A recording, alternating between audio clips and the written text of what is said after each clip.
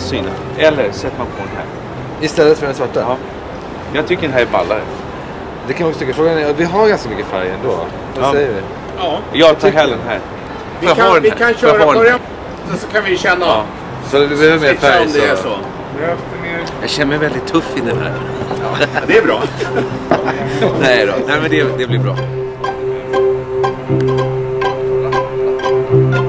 Och jag älskar att grilla.